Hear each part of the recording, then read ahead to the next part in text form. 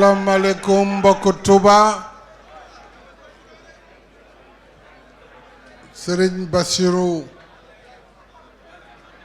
Cet hôpital entre dans le cadre du programme de modernisation, de reconstruction et de réhabilitation des hôpitaux que j'ai lancé. Ce programme, comme vous le savez, doit permettre au Sénégal de mettre à niveau son système hospitalier.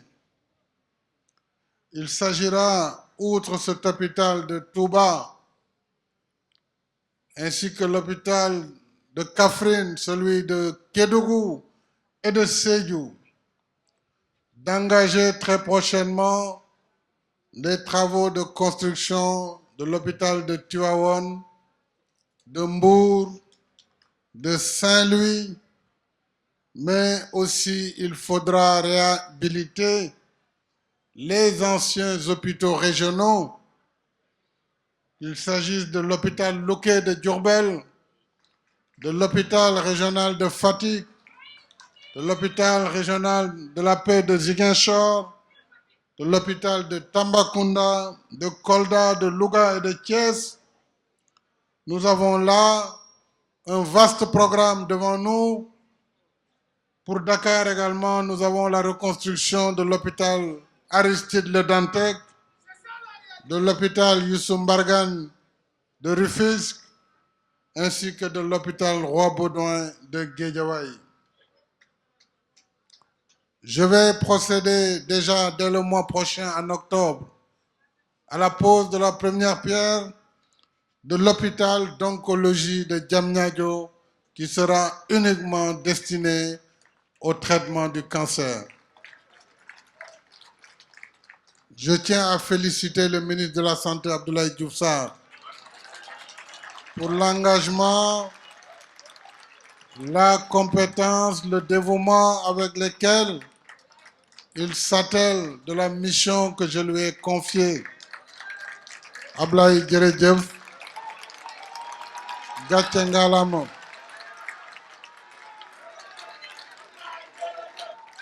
À travers lui, bien entendu, je félicite l'ensemble des directeurs nationaux, directeurs généraux et directeurs de la santé, du ministère de la Santé et de l'Action sociale, pour leur dévouement, leur engagement au personnel médical qui est en guerre depuis 2 ans, guerre contre la pandémie de Covid-19.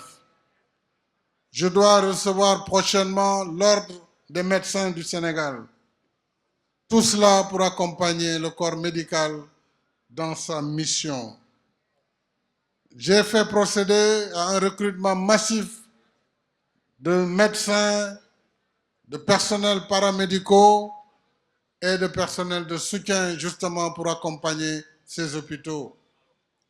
Et j'ai ordonné également que les hôpitaux soient autonomisés en électricité avec des centrales solaires qui vont accompagner ces hôpitaux modernes. On le voit donc, le Sénégal est engagé dans une voie de modernisation et de rénovation du système sanitaire. Rien que sur les dernières ressources que nous avons reçues, appelées ressources tirées des droits de tirage spéciaux, j'ai instruit le ministre des Finances pour que le secteur de la santé soit prioritaire dans l'allocation des ressources. En ce moment même, nous avons lancé, et cela a démarré, la construction de la polyclinique de l'hôpital principal de Dakar, qui va en faire l'hôpital de niveau 4, vraiment qui sera au-delà des normes jusque-là admises dans la sous-région. Merci donc aux populations de Touba pour leur accueil. Mbokk yi, tey jii dama am mbégte lool, mbégte ak cant. Wax naa ko sëriñ bi sànq, moom Serigne Mountakha nee naa ko lépp loo naal daañ ci dugal suñu loxo Touba lépp lu ci sëriñ bi namoon te ñu gis ko ci téereem ba di Matlabul Fawzayni mu doon yaakaar bu rëy ak ñaan yu rëy yu suñu borom nangu nee naa ko sant naa borom ba ma mayee ma defal leen li fi am loolu nag yàlla ñu ko baaxee ñu sante ko bu baax kon maa ngi santaat bu baax Serigne Mountakha ci jàpp bi ma jàpp wax naa ko sànq ci waxtaan bi ci ñaan yi muy ñaan ci taxaw bi mu taxaw réew mi ak diine ji ak yoon wi ñu ngi koy ñaanal yàlla mu bàyyi ko fi mu yàgg fi lool te ànd ak wér sëñ Bassirou nga jottalil ma ko cant gi ak mbégte continuer di liggéey ngir dëkk bi mën a gën a jëm kanam ci fànn yépp muy wérgu yaram muy yoon muy ndox muy assainissement léeg-léeg damay xaw a jaaxle bu may dégg yenn wax yi ndax fii Touba li ma fi def ci assainissement gouvernement mosu ko fi def kon nag su fekkee taw na taw bu jéggi dayo war nañoo muñ ñu liggéey mottali yéene ak lañu tàmbali woon waaye li ñu fi def kenn defu ko fi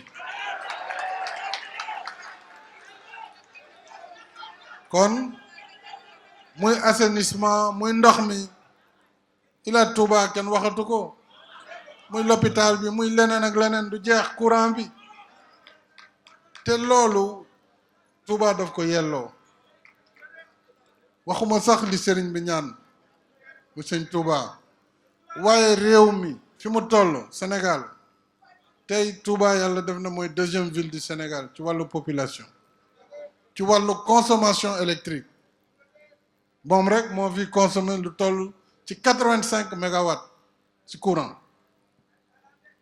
loolu lu yaatoo yaatu la kon nag jaadu na ñu taxawu dëkk bi liggéeyal ko waaye baax na tam ñu gunge ñu ci liggéey boobu ci dal ak ci xam ne sëriñ bi la ñuy liggéeyal population yi la ñuy liggéeyal loolu mooy li ma fi bëggoon wax tey ndax mbégte bu rëy la bañ koy wax nee nañu waaye du yegg dañuy wax rek campagne a tax yaakaar naa ne weddi gis bokk si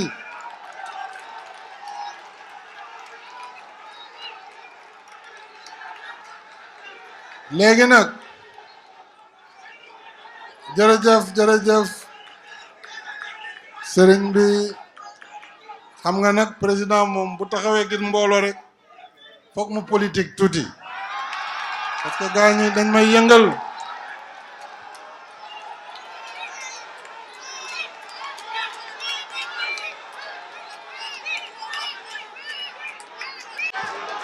xam naa ne daal fii